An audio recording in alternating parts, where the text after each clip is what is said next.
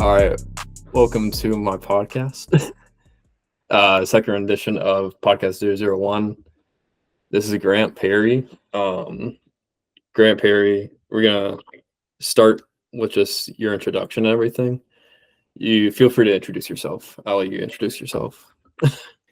What's going on? My name is Grant Parry. I am the creator, owner, manager of Patriots Red Zone on Instagram. I have been doing social media management, all of that kind of stuff in sports and a bunch of other places for like going on 10 years now. I've been covering the Pats for as long as I can As remember old at as this point. time. I know, as old as time. So about 10 years now, and I'm at first and foremost just a fan, and kind of combined that love with social media. So that's a little bit about me. Yeah. So what I wanted to talk to you about was mainly just PRZ, Patriots football season, NFL season coming up. And I guess we could first start just with the PRZ and everything in general. And we could talk about how everything kind of like lately has been shifting the game, at least in sports, fan accounts, at least from my perspective. Because when I was running the Vol Nation, the Tennessee sports page account, when I was running back then, like 2014, 2015, to all the way up to like 2018, that was when I was like running like actually. It was so much more different than it is today. Back then, it was primarily just like photos, some videos here and there, but it was basically if you made a post about, hey, 23 days left until kickoff, that post would go nuts. It would be your only post for maybe a week, and it would be the highlight of everyone's story. But now it's a finger tap, whatever. And then that's just the baseline and everything. But to take it a step further, it's you can see at least in the college level. I'm not sure how it is on the NFL level, but these pages will literally work with like these 18-year-old and 17-year-old like high school prospects on these pages. They're like, hey, like what are you feeling? Like they're in-depth recruiting essentially. I don't know if you've seen that on I haven't. That's NFL crazy. level. Yeah, it is crazy that like just the way everything has kind of changed, and like kind of like you said, it's been like 10 years now, so I've certainly seen it change. And as I've also like gotten a little bit better at doing it, it's Yeah. like it's sometimes I look back and I think like, man, I wish this was like 2015 where like the stupidest stuff would just go crazy. Like wish I knew now wish I knew now what I didn't know then. But yeah, I think what's interesting is what you said, so much of it is highlights, videos, etc. But it's so regulated on a platform like Instagram, which is where I Yeah. do 90% I should of my stuff. I should have prefaced that. Like everything's on Instagram, nothing's on TikTok or Facebook or Yeah, Twitter. Yeah. All those three. The other three takes so much more time, in my opinion. right. And like it's hard to manage all that and do it, but it's like, and it's so regulated. It's really like, posting highlight clips, posting music. That's all stuff that's going to get your post either flagged, taken down, your account, whatever. Like all of that happens. So it's like you're trying to kind of like, as a fan account, and you know this, like you're Yeah. towing that line of being like, I'm covering the team, but I'm also doing a little bit of like just some aggregating of it Yeah. and all of that. Yeah. No, it's annoying.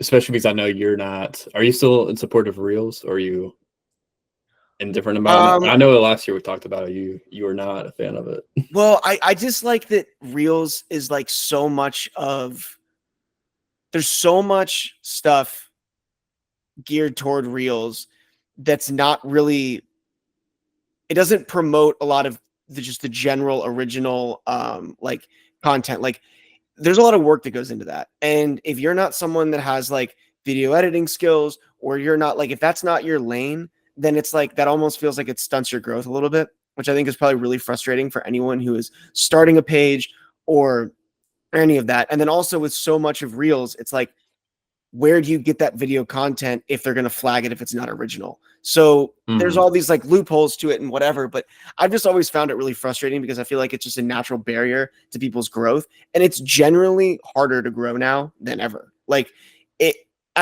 yes, saturation for sure. There's a lot more people. There's a lot more people using it. People's time is valuable real estate that you want to capitalize on, and there's more people trying to do that now than ever.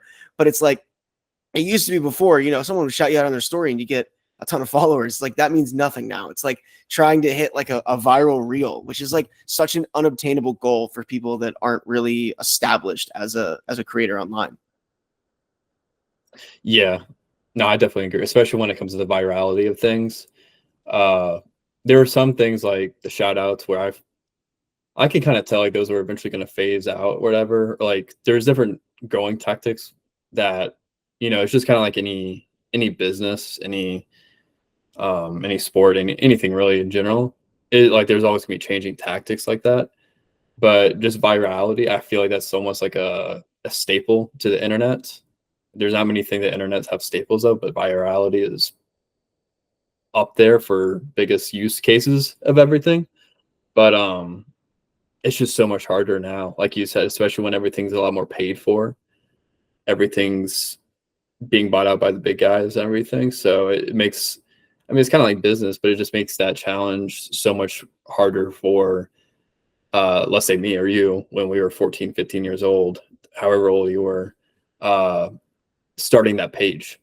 I was starting that page at high school when I was 14, just screwing around. And maybe that's what it is. Maybe it's not the social media and fan pages and sports pages. All this stuff isn't built for teenagers to build anymore. Maybe, but like it stinks because uh,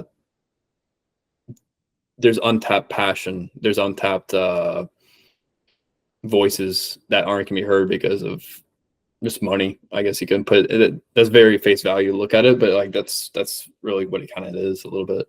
Is that what you're Yeah. trying to say too? Yeah, I mean it's discouraging probably for a lot of people. Like it's there isn't just the just for fun like screwing around Yeah, like way yeah, of doing it. Like it's got to be like taken professionally, and I think it just the way that everything is now, and not to be like oh back in my day, but like yeah, yeah. the way everything is That's what now. we sound like right I now. know, right? Like the last like 5 minutes just been like it ain't like it used to be. Yeah, But it's very like I've said a few regulated. It's like there isn't it doesn't feel like it promotes original creative content. It feels like it promotes like a mob mentality, like this is what works, do this, capture this moment. And that's probably I think that's why everything in like the trend cycle is just so sped up. Why, people love to talk about attention spans, but like that's what it's for. It's because they just keep minimizing that by okay, like today's trend is whatever. Like right now it's the Twitter copy pasta of like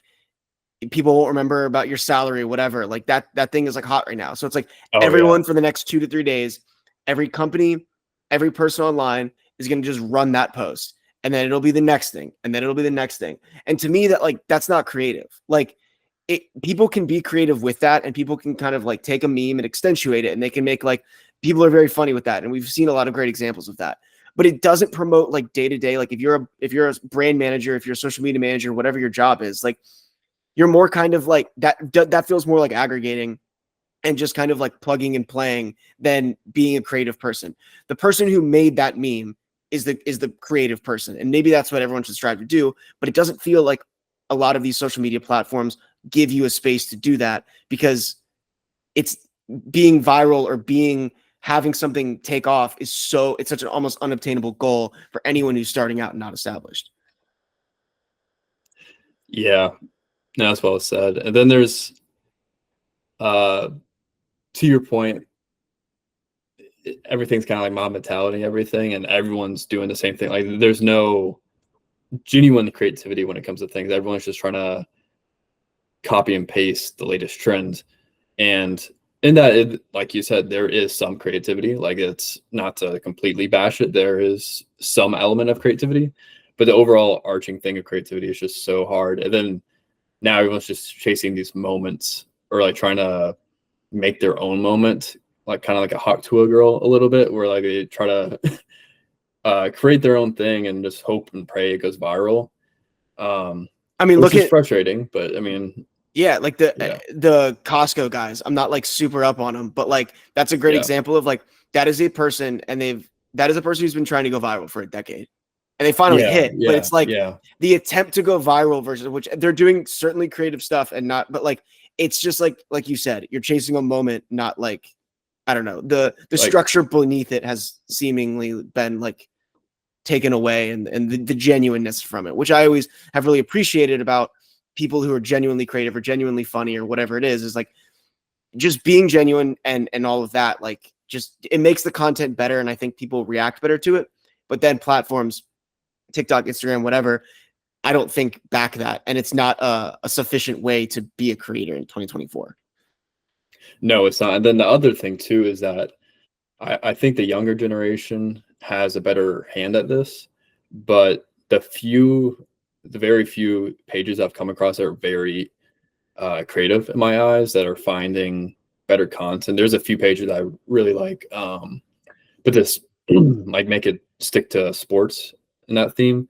I think that's a pretty consistent theme across a few different teams, but the Falcons have one or two fan pages. One of them is like Tyler Algier, like secret fan, like one of those like it's a funny username. It's like Tyler Algier something. I forget what it is, but like they like almost like they'll romanticize him like a crap ton. They're like, it was a terrible day, but then I got to finally look at beautiful Tyler Algier. Like it's like a really funny twist on sports. But even those pages, like they come up with like the best content where it's just like a really stupid meme and creative meme. Because like I said, like they'll come up with something really stupid where it's like falling in love with Tyler Algier or okay, I should probably bring up an example, but I can't really think of one at the top of my head. But There was a guy who did that with Raheem Mostert for a while, where or even that, he'd be in every comment section. There's a Bill O'Brien page that would do like. There's a lot of people who would like find a really creative niche like that do yeah, something like very creative and it'll take off. So I don't think it doesn't go completely unnoticed by people. yeah. But the issue I was trying to hint at that though is that it's A, super niche, but then B, even though they're niche and super creative, the reason they're really getting recognized is because they're so consistent, or like their traffic or whatever you want to say is just so high. Like they'll be posting at least once, maybe twice a day, and that kind of comes back to the passion side of things. It's much harder to find someone after the age of 25 to have the passion and B the time, or both realistically, to be posting something like that. And so that's why there's kind of like the death of fan pages, it feels like, in a way. Yeah. What do you think? I feel like like just people who run fan pages are generally younger, and Yeah. and it's because of those two things. And as you probably realize, and I do too, like when you have more things that matter outside of like going to class, then it becomes a lot harder to manage it. So, but I think it's interesting that everyone is kind of younger in it, but I also think that fan pages are really important too. Like people, it would be really, and this is why. So like when the NFL does a lot of these like, or whatever organization, restricts their highlights, when broadcasting companies restrict things, it's like, I do feel like in a way, I know what they're doing and they're protecting themselves from people profiting off of them. But I do feel like they almost hurt themselves in that way, because what happens is it just takes away from a lot of like content that would draw eyes to it. So it's like, yes, the NFL isn't like cashing direct royalties or anything from people that are making NFL content, but because if fan pages are out there making NFL content, then people are generally more interested in the NFL. And I do feel like that conversation, like just that buzz benefits them, or even on a smaller scale. Like I remember like Mike Francesa, like a lot of his clips would go really viral on Twitter because of the Twitter page Funhouse. Well, then of course, like whatever the radio station, I don't know, they had a big problem with them posting it and would try to remove a lot of the videos off of it. It's like, what you don't realize is like, this is doing more to help you than it is hurting you for whatever, logistical legal reason that you think it is. So I just think that like with that kind of like discourages it for a lot of people. And I don't know, it's I think fan page is really important, and that kind of takes away from a lot of the importance of it, because it's not a journalist and not a beat writer. It's literally someone who cares about the team, covering the team, doing what they do, who's passionate about it. And what's great about that is it's a completely different perspective. It's not someone who's being paid to do it. It's truly, I want to hear what this person has to say about this team, or what their thoughts on this team are, or this content from a person who's got all this time and all this passion to put into it.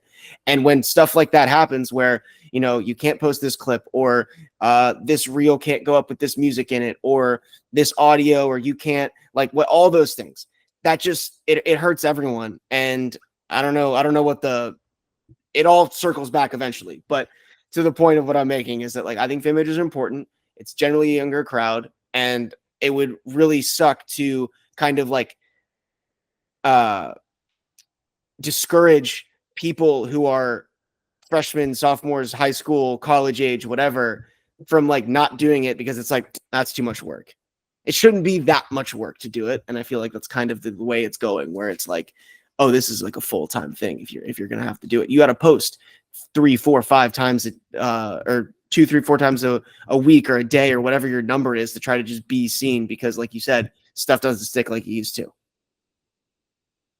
Yeah, well said. And like, I want to tell us a quick story. One time in high school, I think it was my junior to senior year, I was making a hype video for my Tennessee sports account.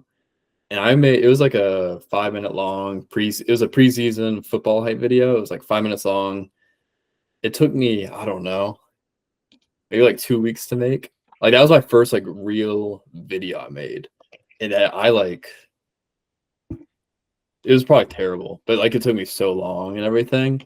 And I put it up, and I think it was up for like maybe a month, but it had like 40,000-50,000 views. And like, it blew up for like at least a Tennessee sports page. It blew up very well on YouTube. That was before Instagram had like the numbers, or I don't even know if you could do videos back then.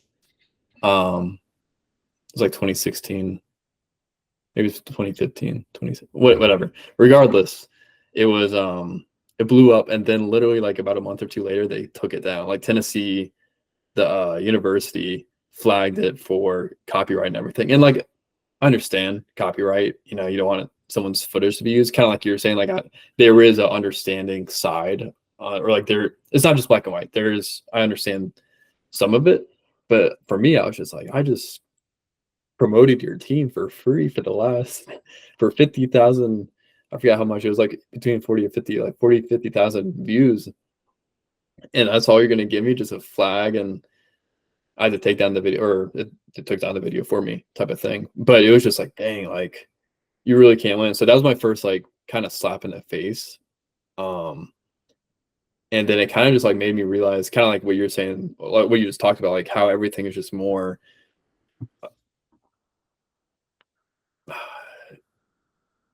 very protective. The laws and everything are very protective. And again, it's understandable, but it's very frustrating. And I want somebody to do a study about it, because I think I'm probably just going to be talking out of my ass right now. But I think that's one of the reasons why the NFL is growing a lot better versus something like the NBA or MLB, because the MLB and NBA are a lot more protective of their rights and their viewership and everything like that, versus the NFL, where they've been, again, I don't know how true this is off the top of my head, but I think I heard this coming from someone, but the NFL has been a lot more lax about it. If you use their logo a certain way, they're not going to care about it. But if you use the NBA logo a certain way, that you better get it right. You better get it right. Otherwise, you're going to have someone on your ass, like, saying, hey, you got to change this to the red and blue, or whatever the situation is. And so more eyes just naturally go towards the NFL, because if everyone's just being so scared to share content, share all this stuff 24/7, there's never going to be a genuine post for fun.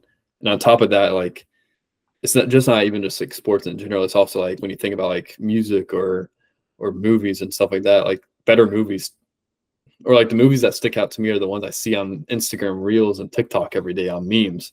Those memes go a lot farther like realistically, if we're actually like looking at this from a very simple view, memes grow those movies and celebrities much larger than any paid advertisement ever will. Absolutely. There's nothing more beneficial to any like promotional rollout than making an inside joke that everyone feels like they need to be a part of. Like, look no further than Barbenheimer. Like, how many Yeah. people do Oh you my think God. saw both of those movies that were only ever going to really see one? And that was the best free ad. Like, you could probably look back and find that it wasn't so natural. Or Minions, the Minions movie. Like, another great Oh, example of like, the people dressing up and yeah, like going. so many people were just going to see this movie that probably would have never done it just because it was like cool and trendy and fun. And it was like an excuse for guys to just like go do something better on a Tuesday than they would have been. But it's like, or Bird Box. I think that's all.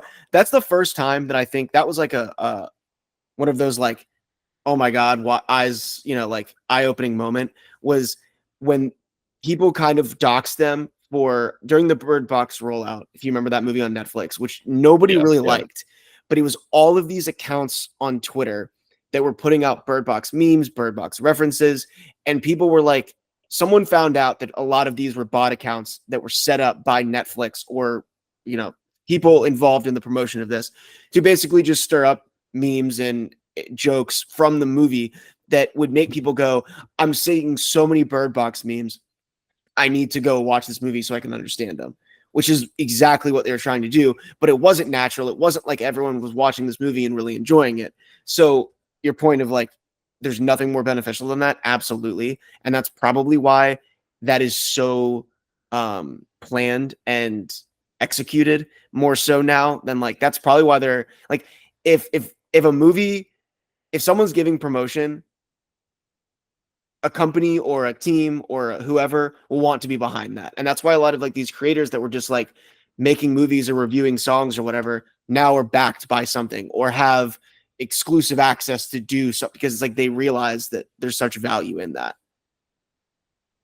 Yeah, no, 100%. And then to take this another step further too, I think like not teams, that's why some of those leagues aren't as pressed to get rid of illegal streams like Stream East or any type of illegal sports website to like view sports in general.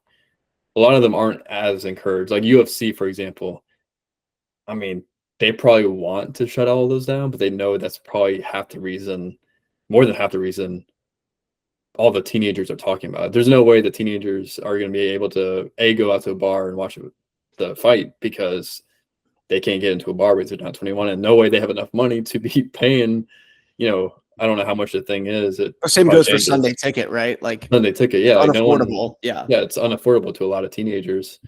But you also know that that's probably where your key fan base is, to where they're probably not super keen on getting rid of it. Like they're definitely like interested in the idea of getting rid of it because there's no way they don't have the power just to flip the switch right now. But I mean, there's probably some type of legal ramifications, but like there's no way they can, definitely not do that. But I think that's why there's hesitancy. Yeah, that's something that I've never understood is like, how do these places not get like shut down immediately? And that's probably something that has layers and layers and layers that goes way over my head. But like, yeah. I mean, I guess those ads are still getting seen, right? Like Stream East, if you're watching, it still has a commercial on it. Yeah, no, exactly. Or there's still the gambling line at the bottom of the screen when you're watching. Those people that are watching on Stream East still went and used ESPN Bet or whatever. They're still playing fantasy on the NFL's app, like, all those things. It's bigger than just the product of watching the game. No, 100%, 100%. So what's the plan for PRZ in the future? I don't know. I thought at this point, I never really, I don't think I ever saw a year. Like it'll be the 10th season that I've covered the team, the 9th year coming next month. But I don't know. It's weird that it got to this point, so I don't even know like what the next thing would be. I think that I've kind of hit a groove, and I love looking back at the account, and because I call it like a yearbook of being a fan. It's like you can go back and like if you run the page the way that you want it to be run, and you put your thoughts out there, it's very fun to just go back and be like, here's what I was thinking then, or like even just looking as a creator, looking back and being like, oh, this is what was popular then, or this is what was like the cool thing to do. So I do feel like I've hit a groove where it's like I know what I do on a consistent basis. I know what kind of like the Monday after games are going to look like. I know what the game days look like. I know like what memes I'm going to be using or what series I'm going to be doing. Me and another page, Gillette Nation, we've started a thing every year. We're going to do like a Monday morning, like we're going to take a TV show and it's going to be like references to that show based on the previous week's game. Last year we did I Think You Should Leave. This year we're going to do The Office. Keep going. And it's just gonna be like a fun thing. So it's like there's a lot of stuff in place. But then I think what makes it the most fun is just like kind of when you get that like random creative burst on a Wednesday and you like see a fun stat, you're like, all right, I'm gonna like make this in a fun way. But it always changes. There's always something new that happens.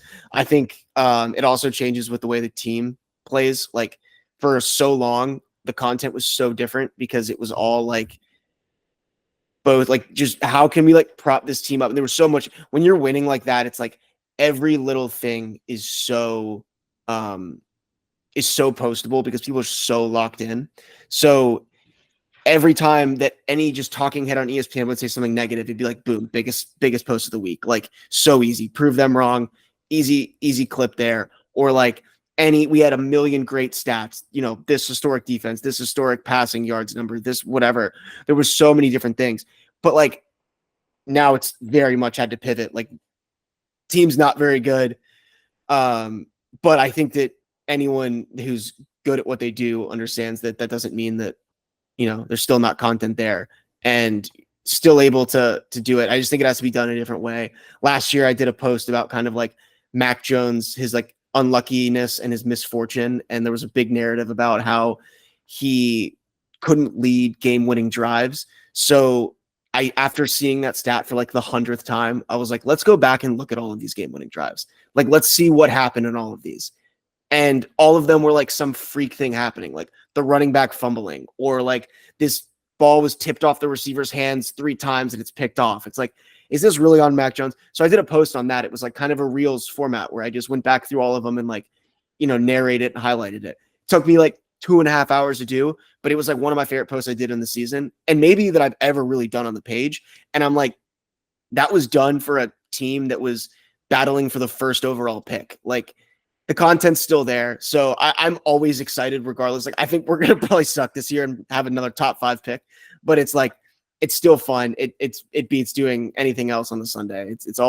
It's truly on year 9 become like second nature. I wouldn't know anything other than waking up on a Sunday, getting the game day posts out, getting the series out. Like that's just what it is. And that's my life and I love it.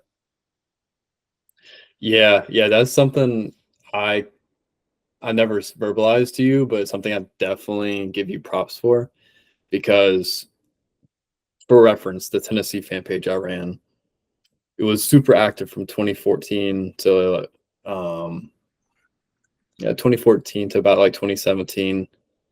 Kind of leaked into 2018 a little bit, but after 2018, like from 2019 to today, there's maybe a little bit of stuff going on.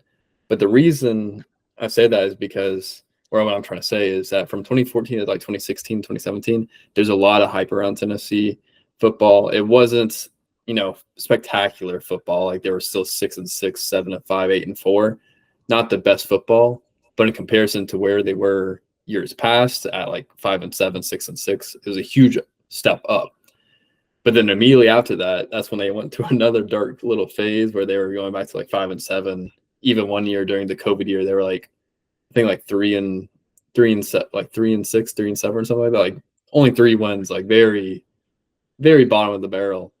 And so by the time they were trying to get up again, and they had the season 2 years ago, where they went, I think it was either 10-2 or 11-2, whatever. They beat Alabama and everything. The hype around that year made me almost want to get back into it, but since I just didn't carry all that progress over throughout those crappy, shitty years, really, it made it so much harder to get back into it. What I'm trying to say is like that hard time, I was not able to do. So I give you so much props for being able to do like it through the hard times because it really proves not so much, or it does prove how good of a fan you are, but you're gonna be a good fan no matter what. At least most people are, or they should aim to be. But like doing that as a blogger and a social media manager, I think is so much more impressive. And like naturally, people are gonna care more when the team is good. Like there's certainly moments Oh now where yeah, I'm like, 100%. I'm I mean, like, you can damn. just can you see with the analytics like the difference in numbers? I mean, I just based on nothing but likes alone, or like just what the first 10 minutes that post is up. If we like trying to think of an example of like, Christmas Eve on Yeah. when we won that game, or maybe that was Christmas Day. I think it's Christmas Eve. When we won that game against the Broncos, which was like a pretty big upset. It was prime time. Everyone was watching that game. Like things were popping off that night that otherwise in the season just weren't. And you're like, all right, like there's some excitement. When we had that Thursday night game against the Steelers in which we won, it was like stuff is just going well. And that's still during like a 5 and whatever, or 4, however many games we won last year, however many, or like a really bad season. So it's like, I can just tell when people are passionate, they want to care about something, but then also like, I can't control what the team does as much as I like to think that my superstitions on Sunday do.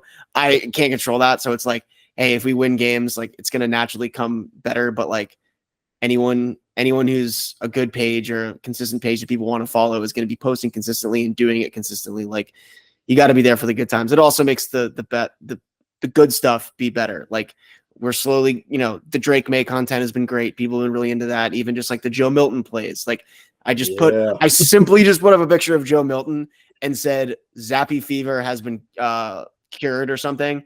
And people were like all over that. It's like just the littlest bit of excitement and everyone's going to come right back. So staying consistent, staying the course, people will always be there.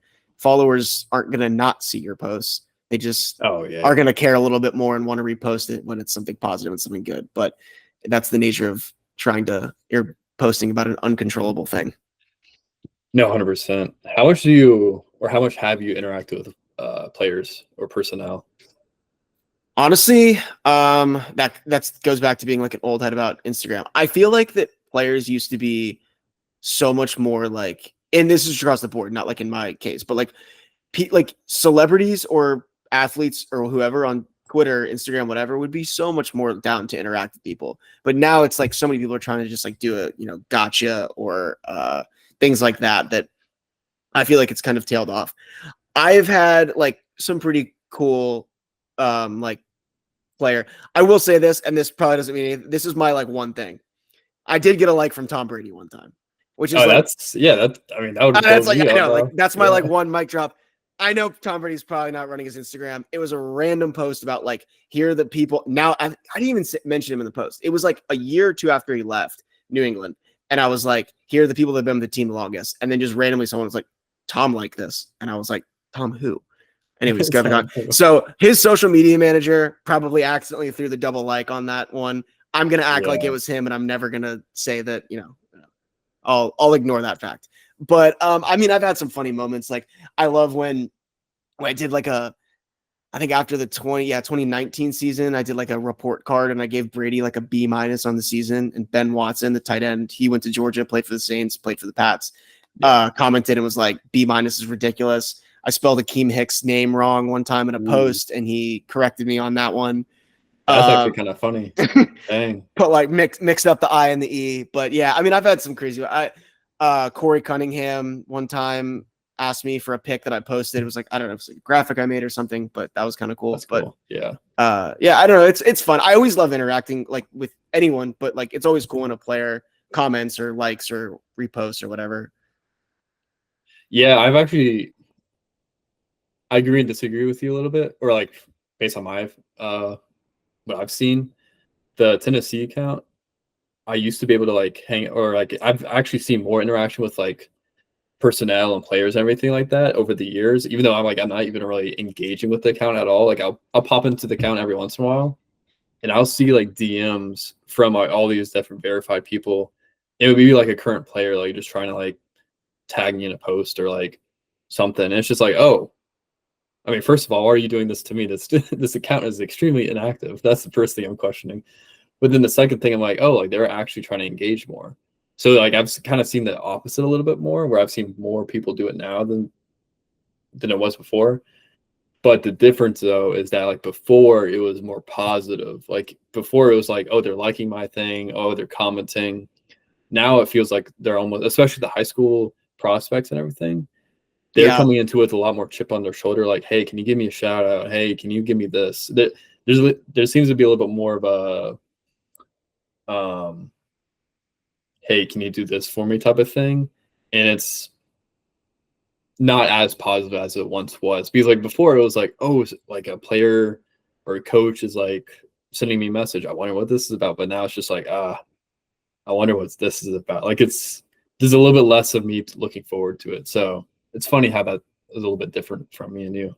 I think that also probably is the difference in college and NFL too, where like a lot of these are like players that you would interact with, or a lot of the people who like are coming into Tennessee or playing for Tennessee, especially in that like 14 to 16, 17, 18 era, is like, you know, pre NIL, pre all that, is like there's a lot of like brand building that they're doing, where like the NFL is like, I think everyone in the NFL understands like, at some level you're like a made man, and like they're there to grind, not work, not get distractions. Where like college, I feel like you do kind of need like a little bit of a brand. You got to be like kind of interacting, and the fan base is a lot more important. You have to be a little bit more of an entertainer, right, than an athlete. But I don't know. I always appreciate the guys that do comment, whatever. I never like farm for those kind of likes. I like, you know. Yeah, no, I don't think it's. I'm not like a worthwhile tag people in posts or whatever. But it's always funny. Like I think it always is big around draft time. Is you draft like a small school guy, and all of a sudden, like every member of his family is reposting like your random graphic, and you're like, oh, I guess this is kind of cool. Thanks for the promo, guys. Yeah, no, that's funny. Yeah, the small families will love.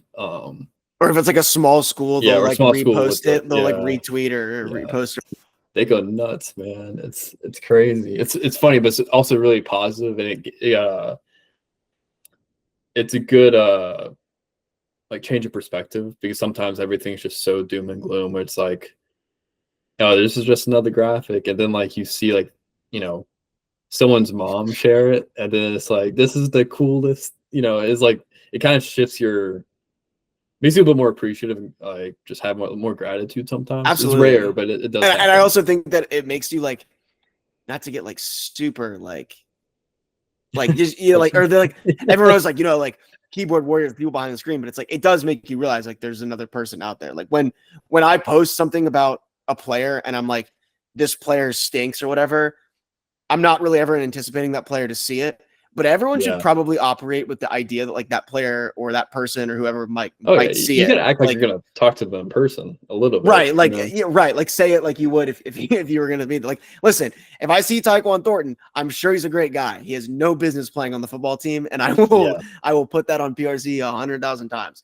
Yeah, but I think it's like it does add like a little perspective to a person. I did a post recently about Brandon Cooks, and like, basically there's this narrative with the Pats that we just don't ever have a wide receiver one, and we can't find this wide receiver. And people like to throw around like, oh, they haven't had a true top wide receiver since Brandon Cook or since Randy Moss, 07, 08, right? It's like, guys, we had Brandon Cooks put up 1,200 yards and like 15 touchdowns for us. Like that is exactly what a wide receiver one is. And I did this definition of a number one option. Like he was averaging like 15 yards a catch, career high. Like I put a post up about it and he liked it. And I was like, all right, that makes me feel really good. Cause I was like, that post was intended for people to understand that like he's being undervalued. So that was one of those ones recently where I was like, I appreciate that. Didn't tag him or anything. I'm hoping someone sent it to him, but I was like, it was very cool. Like, you know, slick, like noticed it, recognition.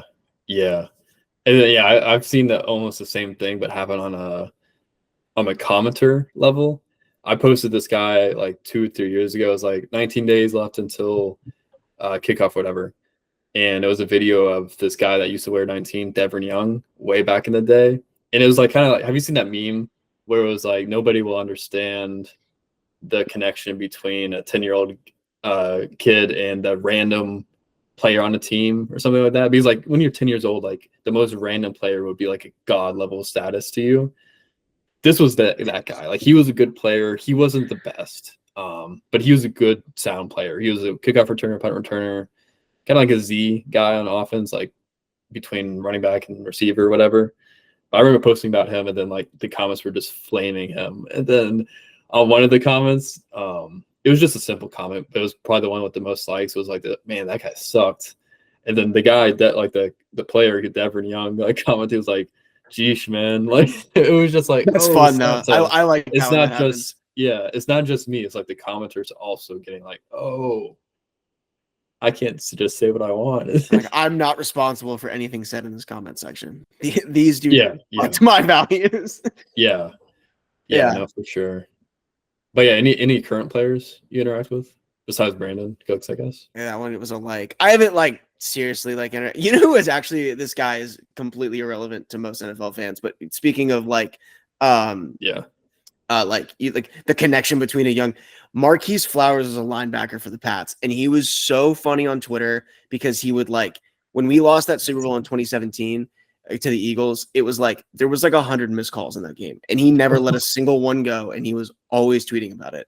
And he would interact with people. He would like argue people's legacies online. He would defend Brady, and I always thought that was so funny. He would respond to tweets. Cool. If you DM'd him, he would respond.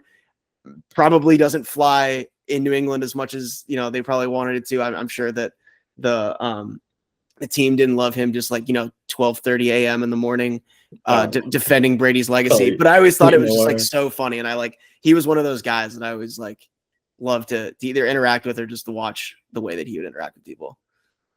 Yeah, there's always a good personality. That's funny though. He's still on the team, or he's no, he left. Like, I think he got traded in like 2018, but I don't know if he's.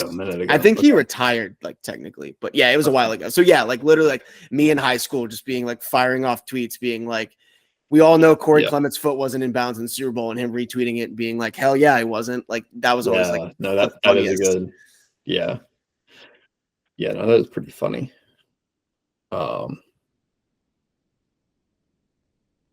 No, the random player thing definitely goes deep. I can name probably 1,000 random players that I just thought were like God level status for no reason, really. Just me being a young kid. There's a level of, do you play Immaculate Grid, or like do you know what that is? Actually, no. Wait, are you serious? You don't know what Immaculate Grid is?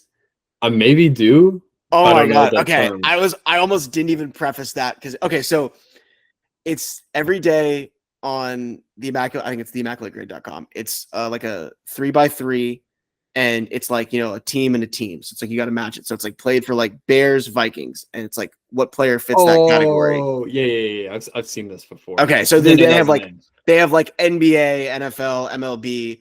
They got them all. I love those. And I always think that like there is no level. I like sports trivia, like right, like it's like trivia, but it's like how deep can you go? So it's like those players that you think about that you're like, this was an insignificant guy, and it shows up, and you're like, oh, this guy got traded. Yeah.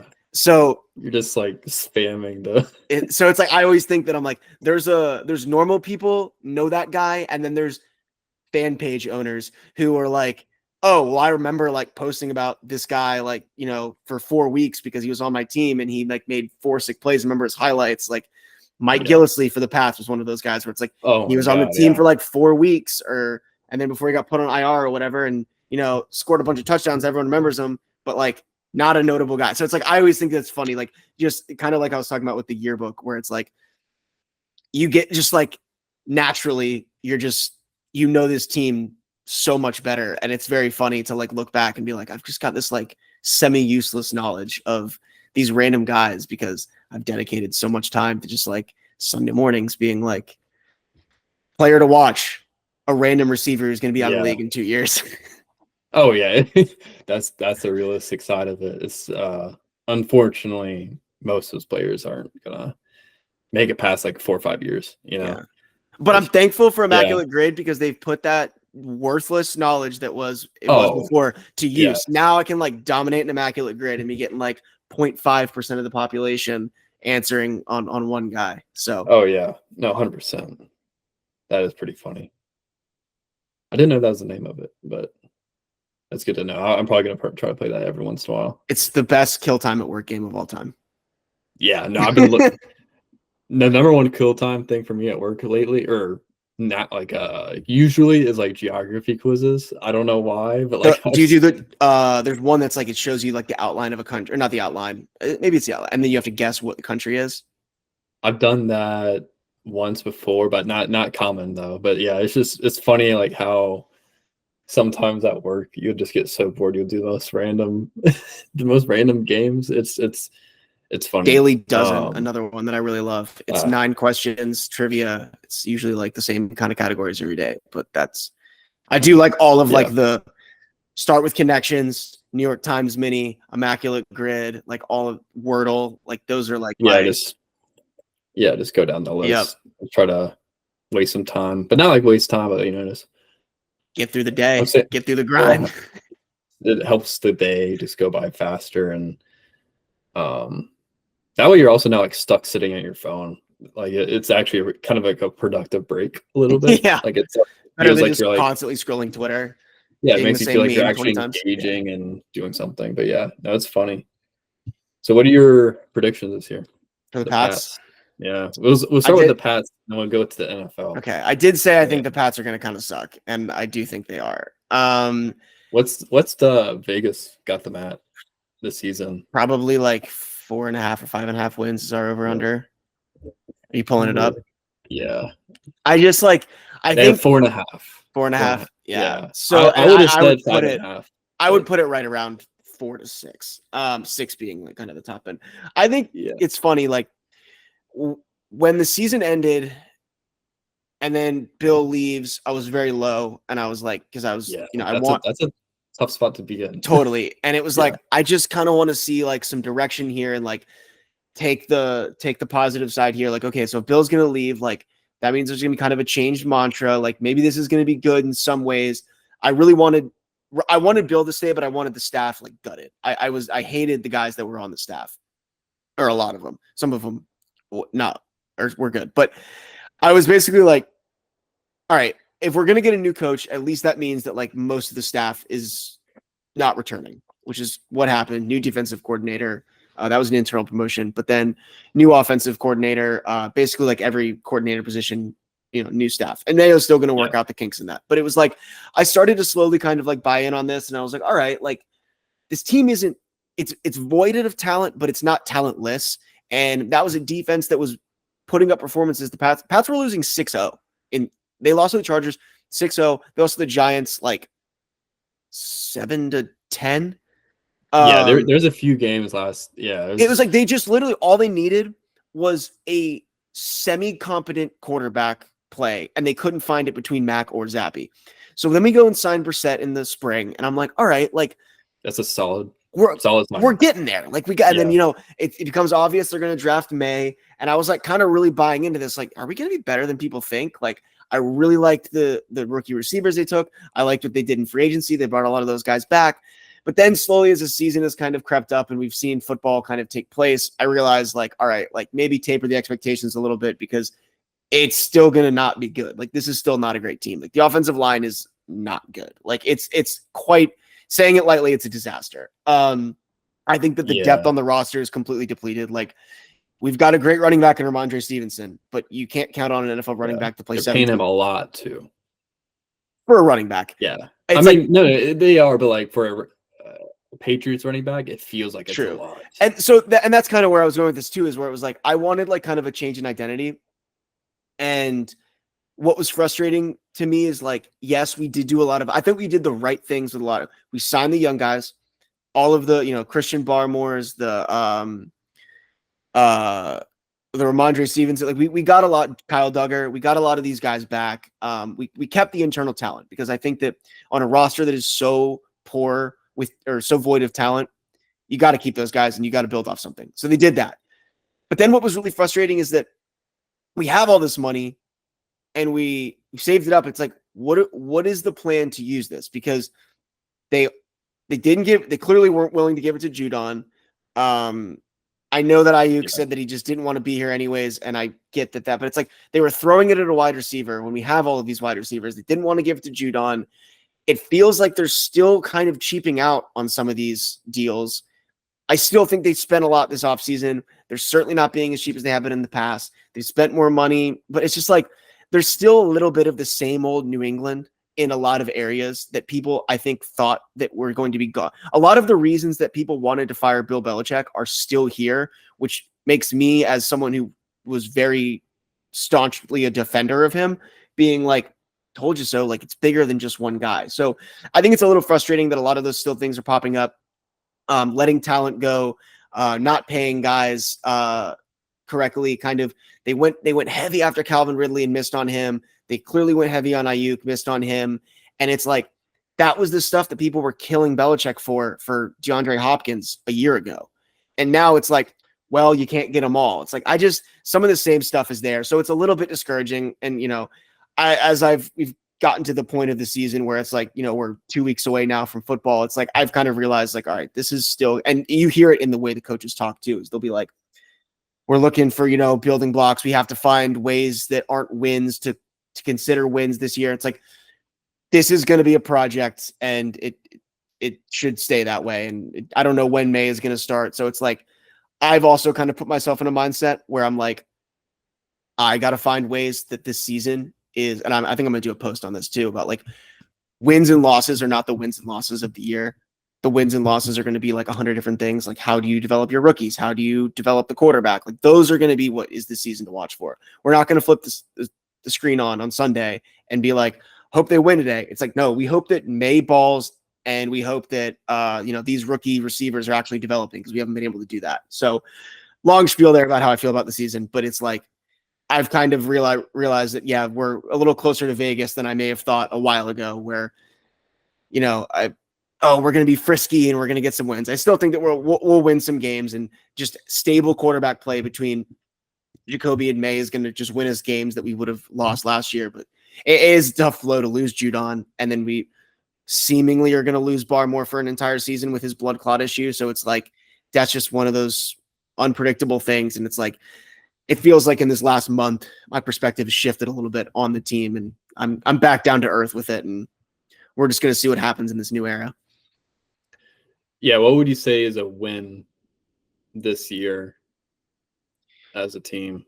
It's honestly what I said last year about Mac. I was like, if we just can confidently say that we have the franchise quarterback, then I think the season's a win, because it's like, that's step one to everything. Like, even if you're winning 7, 8, 9 games a year, but you're really not sure, if like the Saints for the last 5, 6 years, like they just haven't had a guy at quarterback that they're like confident. And they're just in this carousel where they're like picking 17th, 16th, 14th in the draft, and they can't. It's like, so if we can just find that guy, then the Brandon Ayuk's come to New England, then free agent, then that money gets spent a little differently. And I don't know if May is going to come in, and I don't know how that's going to look this year. Jacoby could start 10 games. He could start 4. I think it's all going to depend on how he plays and how May develops. The team has been talking about a development plan for May a ton, and they did a lot of work to do that. It was Ben McAdoo they hired on the offensive staff. They hired Alex Van Pelt. All of these, they have a specific quarterback coach. I don't know why I can't think of his name. Anyways, all kind of rooted in developing a QB, and those were all the tea leaves back in free agency March when they were building the staff. It was always going to be a quarterback at 3. They flirted with trading out of it. It was always going to be a quarterback. So this is what the season is about: is when we see him, how does he develop? How do these rookies develop? We're a really young team now. We used to be one of the oldest teams, the Brady eras, the 2019, 2020. Like, we were a extremely old in NFL terms team. They've flipped that completely. Our oldest player was probably Judon, now that Slater's gone, right? Like, we've got a ton of youth at every position. All of these guys are on their either starting their second deal or they're on their first deal. You look at the best players on the team. It's Christian Gonzalez, going into his second year. Kyle Duggar, fresh off, going into his second contract. Like, Christian Barmore just Duggar's the one from Lenore the D2 Ryan. school. Yeah. So it's like, there's a lot of exciting players, but they're all really young. And then I want to see May develop. I want to see what he looks like, some structure of the plan there, and that this team, like, that they're out there. Like, it sounds kind of corny, but like, that there's like some unified, like, that we have a process. I want to be able to see a process in place, and not just like missed on this pick again. Back to the draft, back to the drawing board. Well, we have all this money in a top 5 pick, and we're going to spend it on a offensive tackle and then save all the money. Like, do something that's going to set us up for the future. You don't have to go be the Texans from last year.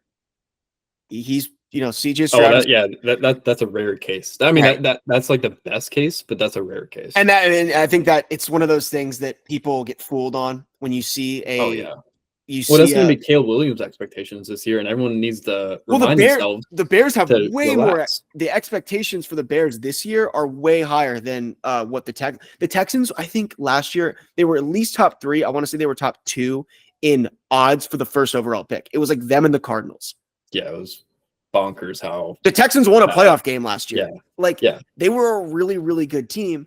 And I think that everyone thinks now, like, it's a copycat league. There's a blueprint. And people are like, oh, you just go find the CJ Stroud and he's going to elevate the whole team. Like, that's easy to do. Yeah. So probably first of all, bringing a rookie quarterback, bringing a team to a playoffs, is crazy. I think it's only happened like 3 or 4 times. Yeah. And then winning is even crazier. Like, right. Like, Dak, not to Jones, any team too. The Browns, which I know the Browns are banged up, but the Browns are without the quarterback. Let's take out the quarterback of every team in the league. The Browns are probably one of the most sound teams in the league, like from top to bottom roster, outside the quarterback position. Yeah, I said, yeah, I know, I agree. It all matters. Oh, yeah. Like it's just like what you have in your quarterback matters. And I just want to come away with this season being like, listen, we know that this offensive line stinks. We know that we need some help at corner. We know that the receivers are unproven, but it's like, let's just like fill those gaps and try to, I don't know, come away with the season feeling a little more positively. How does Gerard Mayo operate the team? What does his vision for the team look like? We've only ever known the same team for 20 years now, and in this like military-like fashion in which they operate. How is he as a game planner? I know he's a great defensive play caller. He did it for the last few years. Everyone calls him a brilliant mind. How does he make in-game adjustments? It's like all of those things are what's going to be important this year, instead of just like, oh, they won or oh, they lost. Like I think we're probably going to be underdogs in every single game we play this year, and close to it. Yeah. Yeah. Like we'll sneak a few wins in maybe, but like one primetime game, like there's not much excitement. That's the crazy thing. I mean, it's brutal. One primetime is nuts. It legit used to be, and the Chiefs totally have this now. And I do feel like the little brother syndrome of it, but it's like, I loved just being like Sunday night. And it works on the schedule too. I think at this stage of my life, I would much rather have the 1:00 games, but it was like, I felt like a better NFL fan for it, because I'd be like, okay, I'm going to flip on Red Zone. My team's not playing. I can focus on, the whole league right now.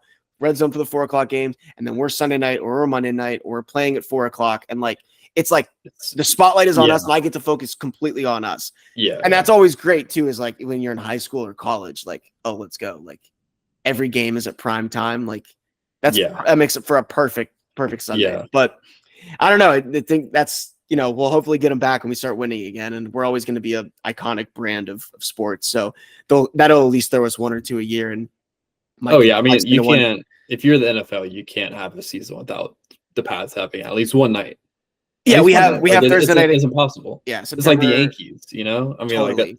Yankees, Red Sox could be competing for the first overall pick, and there's still going to be Sunday Night Baseball because it's Yankees, Red Sox. That's what happens with the Bears and Packers. They try to do that in the NFL. The Bears and Packers, regardless of how they play or regardless of how good they are, it's going to be, Bears, it's going to be something. Yeah, always.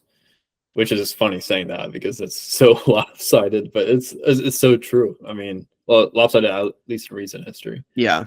So you kind of covered like what a win for the season and a loss for this season. What's something that that you think that could be a surprise this season to a lot of casuals or non-Patriots fans? Is it the quarterback room? Is it Gerard Mayo? I think that the story is really going to be this receiver room. People would rank us very, very low on receivers, and especially based on name value. Like our top 6 guys. Yeah, I mean, I would based on like a casual. Do not jump off the page. Yeah, I think it's going to look really, really different when the season ends. And I haven't felt this confident about a group of receivers in New England since at least Tom Brady. And I would say it's still over some of those years. Like even That's over like crazy. the Yeah. 2018 later half The of Rams. 2019. Yeah, like when it was, I mean, or maybe like 2018 when it was like Hogan and Edelman. Yeah. Basically is like the top two, and obviously Gronk is, a receiver Oh, himself. But yeah. I think it's so interesting because we've got they've invested in the youth of it. And the top of that receiver depth chart is Kendrick Bourne, who we know consistent, good. That's your 800-yard guy, gets 3, 4, 5 touchdowns a year. He's been completely consistent and gets better every year. After that, it's a bunch of question marks. People probably don't even know about him that aren't Pats fans or that aren't, super in the NFL, but Demario Douglas, that is the most explosive offensive player that I have seen on this team in a very, very long time. Like, he is incredible. You look at his stats last year and you're like, all right, 0 touchdowns and like 550 yards. Like, why are people freaking out about this guy? He was an absolute menace with the ball in his hands. He's 5'8". He's literally like Antonio Brown Jr. And That's then fun. After that, it's like rookie Javon Baker, who's, he's this dog in him, telling people that he's going to make people in wheelchairs stand up.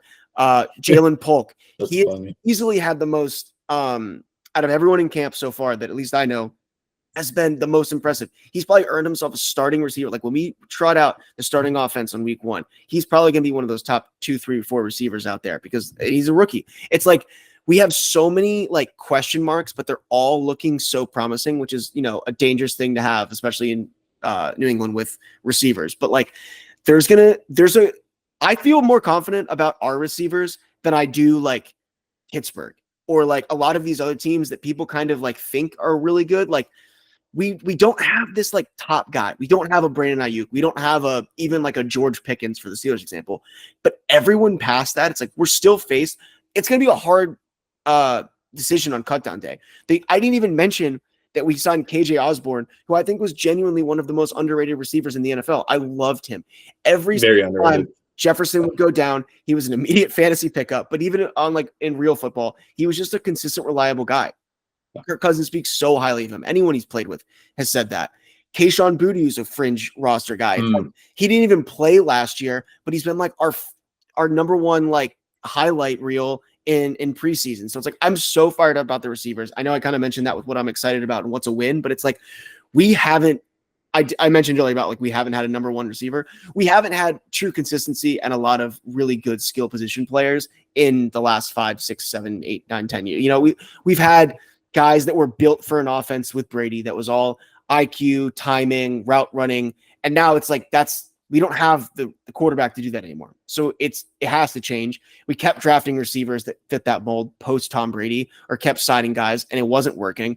I think they flipped the philosophy this year.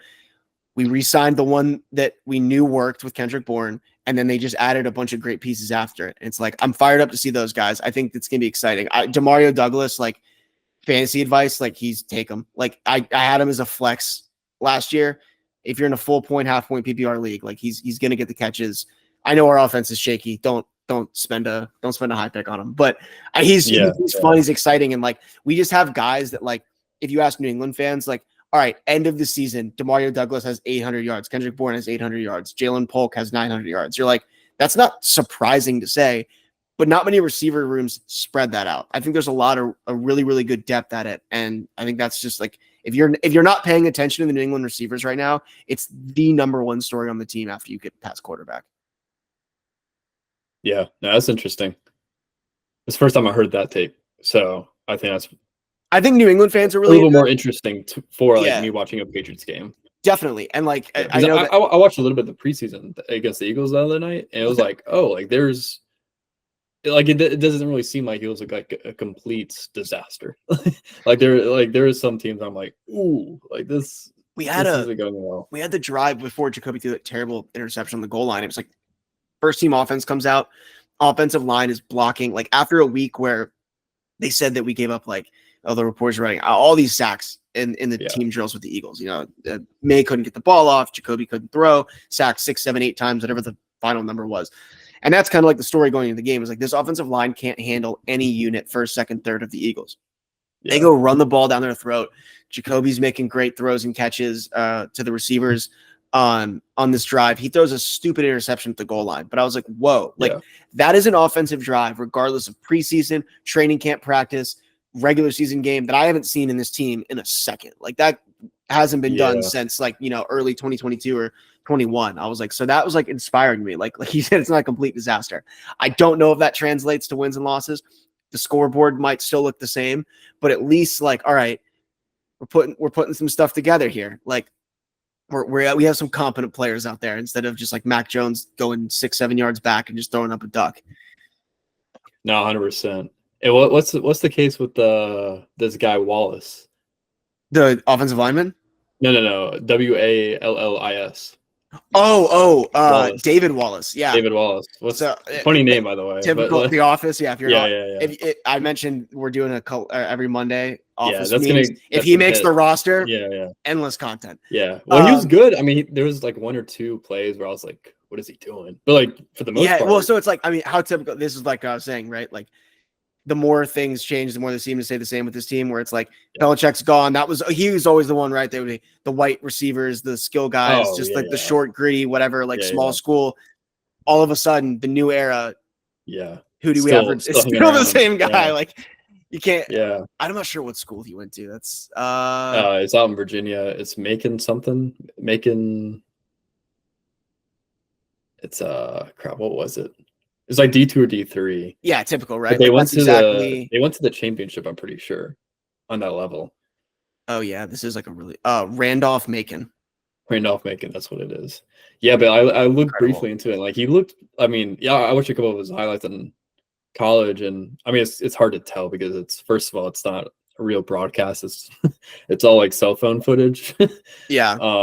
And it looks like he's like a man amongst boys, but it was pretty good. I mean, I was like, okay, like this guy looks pretty good. And then on the NFL level, it was like, okay, this guy's actually, I feel like he can kind of tell when a small school player plays on the NFL roster. Like, whenever I saw like a Kennesaw player playing on the NFL roster, it was like, I mean, it's really been Travis Bell, I believe. You can kind of tell, like, oh, like, I mean, he's not like a step below them, but it's like, okay, like, I don't know. This is why those guys went to a different school. Yeah, I guess it's like noteworthy because everyone else is like 6'4", 6'5", and Travis Bell is only like always 6'2", 6'1", I think. It's like okay, that makes sense. But you look at David Wallace, you're like, oh, you fit in a lot better than I thought he would.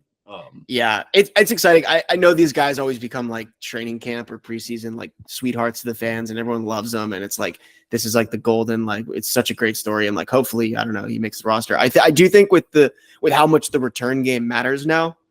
Which is clearly his role. Like that's what he's going to play. Yeah. Which like it matters again. So it's like, do they carry an extra one there? Like I don't know how that works, but I think that it at least opens a little bit more of an opportunity for him. And I mean, his highlight so far in the preseason has been that kick return he had against Philly. So hopefully, I don't know. We got a lot of guys that return kicks on the team. So, but we'll see. It would be so fun for content, but. Like, I mean, just come on. Like, if we get who doesn't like a special teams player? You know, that's my thing. Like a special teams player, and it's like so. It's always the most fun to me. Like C.J. Spiller, Devin Hester, Cordell Patterson, Patrick Peterson, Tyrann Mathieu. Like all these players are some of my favorite players. Like period. Like it doesn't matter, but it's because they're just so fun to watch. It's. I should be hating half these players, honestly, because they were probably not the I mean, LSU's not really a rival to Tennessee, but it was like still like one of those things where it's like, why would I want to root for this guy? But it was still fun. Even like players on South Carolina, Georgia, or even like the Saints. It's just like, oh, this is fun. Like this is, if I'm gonna lose, I'd rather lose to you in this way because this is a lot more engaging.